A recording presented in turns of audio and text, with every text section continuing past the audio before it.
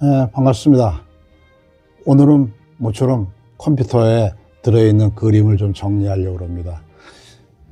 컴퓨터를 하다 보니까는 눈이 나빠져가지고 컴퓨터 보호하는 그 안경을 좀 껴야지 좀 오랫동안 이 빛이 밝다 보니까 안경도 끼고 컴퓨터 작업용 안경도 꼈고, 또 오늘은 모처럼 작은 소리로 저 혼자서 하려니까는 그 카메라하고 거리가 좀 있어가지고 제가 와이어레스 마이크를 하나 준비했습니다. 그래가지고 편하게 녹음이 될 수 있게끔 그렇게 하고 시작해 봅니다. 그동안은 화집이라든지 도록에 있는 그 자료를 가지고 쭉 정리를 다 했습니다. 그러다 보니까는 연도도 정확히 나오게 되고 그런 경우가 생겼습니다. 특히 약간의 차이는 좀 있는 것도 있어요. 왜냐하면은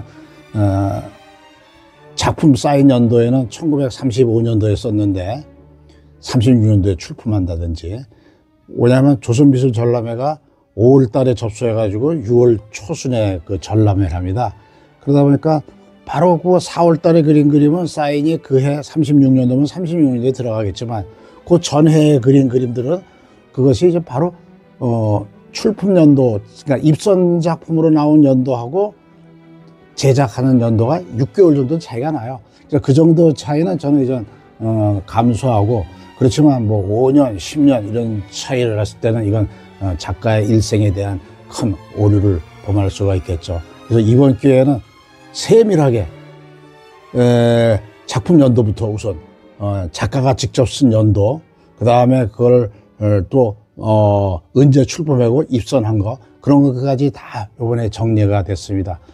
그런데 컴퓨터는 제가 오랫동안 사다 보니까 컴퓨터도 뭐 윈도우 7부터 지금 윈도우 11까지 나왔다면 윈도우 뭐 8에서도 바꾸고 9에서도 바꾸고, 그러다 보니까 컴퓨터 안에 그림이 여기도 있고 여기도 있고, 그래서 그 외장 컴퓨터도 있고 그래가지고 쭉 원본을 가지고 있는데, 그거를 합쳐놓고 하려니까 어느새 겁이 나요. 날아갈까 봐.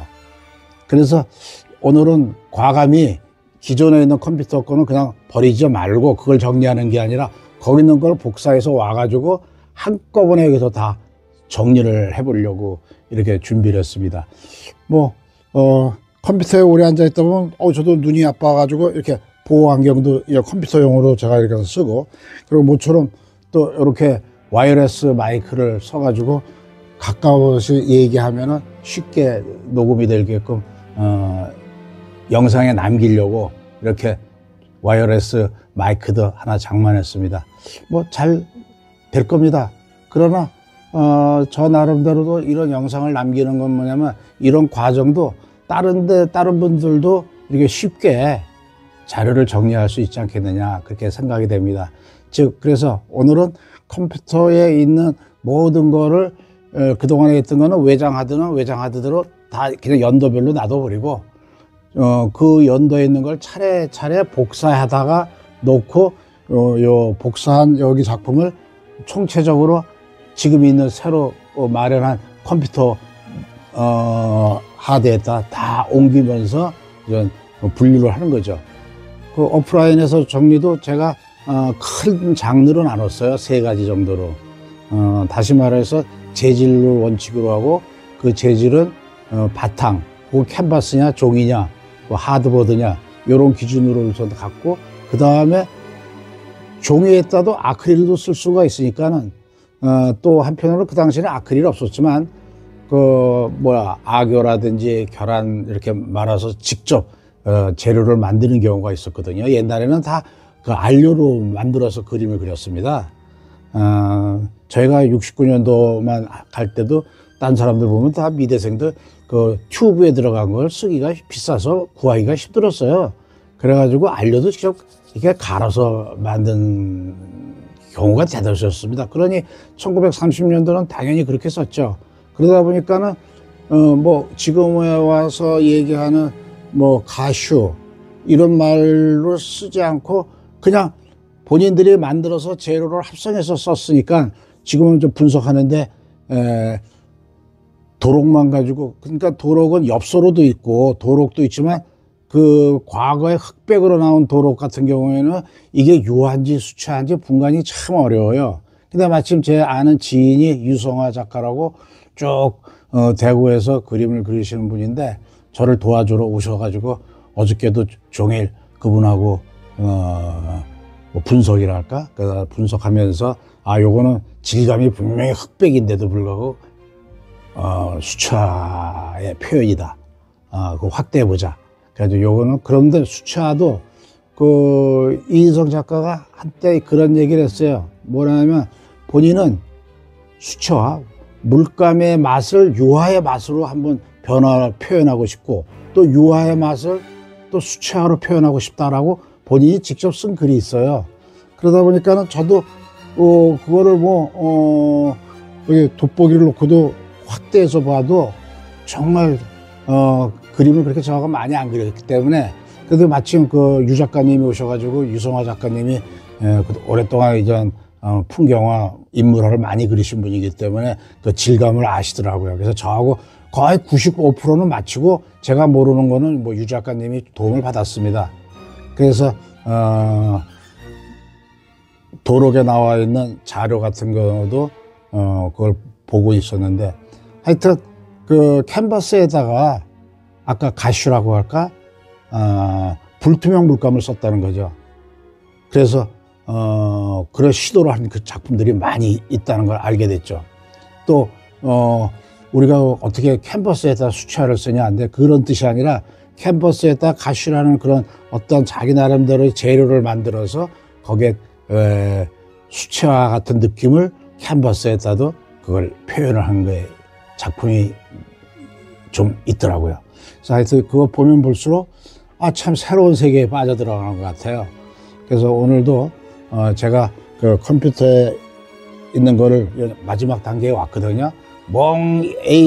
그동안에 있었던 자료들을 버리기가 아까웠으니까 그건 그대로 놔두고 그 자료를 그냥 요쪽 컴퓨터 화면에다가 다 옮겨놓고, 그 다음에 최종적으로는 이제 마지막 정도로 다 옮기니까 옛날 자료는 그냥 건들지 않고, 전에 같으면은 이거 옮기는데 이게 시간이 꽤 걸렸어요. 근데 요즘은 뭐 기가, 테라, 이렇게 나오다 보니까 속도가 굉장히 빨라요. 그래서 일하기가 참 좋습니다.